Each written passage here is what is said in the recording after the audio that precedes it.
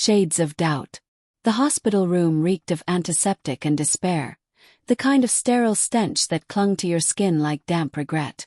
I sat beside Lila's bed, her frail hand trembling in mine, her breaths shallow as if each one apologized for existing. The twins' ultrasound photo, creased and worn, lay on the blanket between us, a relic of hope from 6 months ago, when we thought her cancer might still lose. Now her eyes, sunken but fierce, locked onto mine, and she whispered words that gutted me. "The twins, they might not be yours, Tom. It was David." My heart didn't break. It shattered, jagged pieces slicing through every memory I'd cherished. The room spun, the beeping monitors a mocking rhythm to my shock. Lila, my wife of 7 years, the woman I'd carried through chemo, whose tears I'd wiped at 3 a.m., had just confessed to a betrayal I couldn't fathom. David, her ex, the one who'd vanished when her diagnosis came, the one I'd cursed for abandoning her, was now a ghost haunting our future. I wanted to scream, to demand answers, but her fragile frame, the 4 lines snaking from her arm, silenced me. How do you rage at someone who's dying? I forced my voice steady, though it cracked like thin ice. When, Lila? How? My thumb traced circles on her hand, a reflex I couldn't stop, even as my mind screamed for distance. Her lips quivered, eyes darting to the window where rain streaked the glass like tears she couldn't shed.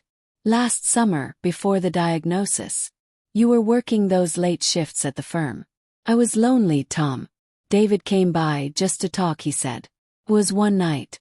I didn't know I was pregnant then. Her voice broke, a sob swallowed by guilt. I thought it didn't matter, not after we found out about the cancer. But the twins. I can't leave you without the truth. The truth. Felt like a blade, twisting with every word. I saw it now, the subtle signs I'd ignored.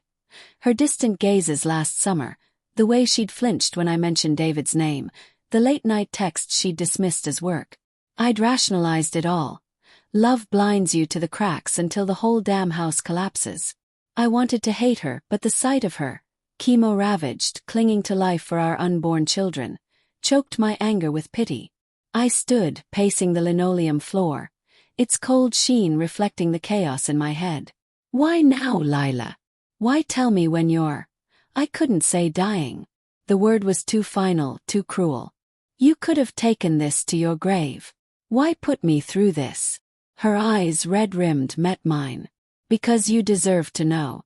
Because I can't let you raise them, love them without wondering. I owe you that, Tom. Even if it hurts. The room felt smaller, the air thicker, as if her confession had sucked out the oxygen. I thought of the twins, their tiny heartbeats pulsing on the monitor last week, a promise of life amid her decay. Were they mine? David's? Did it matter when I'd already built a nursery, whispered names to Lila's belly, dreamed of their first steps? My love for them was ironclad, but now doubt corroded it, a slow poison seeping into my future. I sank back into the chair, my hands gripping the armrests until my knuckles whitened. Did you love him?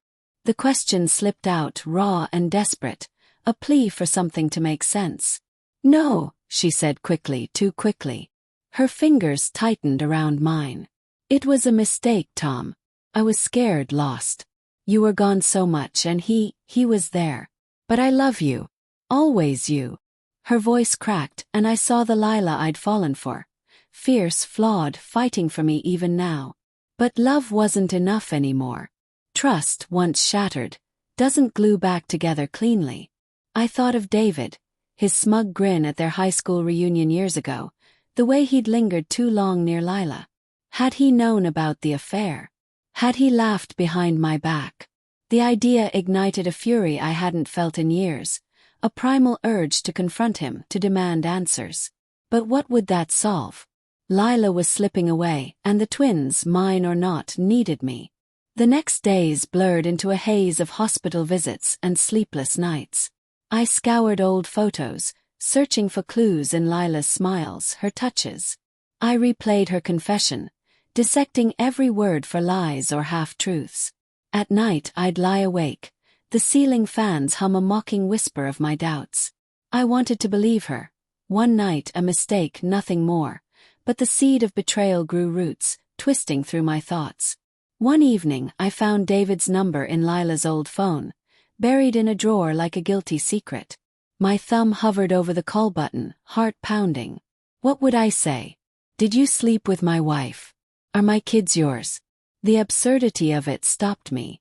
I wasn't ready for his voice, his excuses, or worse, his indifference.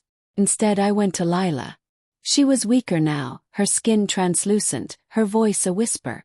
Tom, she said, sensing my turmoil. Get a DNA test. After I'm gone. For your peace. The word felt like a cruel joke. I nodded, but inside I was unraveling. Tests could confirm or destroy everything. If the twins weren't mine, could I still love them? Could I raise them, knowing they carried David's blood? And if they were mine, would I ever forgive Lila for planting this doubt? The night she died, the hospital was quiet, the rain outside a soft requiem. I held her hand as her breaths faded, each one a countdown to goodbye. Love them, she whispered, her final words. I promised I would, but my heart was a battlefield. Love warring with betrayal, hope clashing with fear. Weeks later, the DNA test arrived. I sat in the nursery, surrounded by half-built cribs and stuffed animals, the envelope unopened in my hands.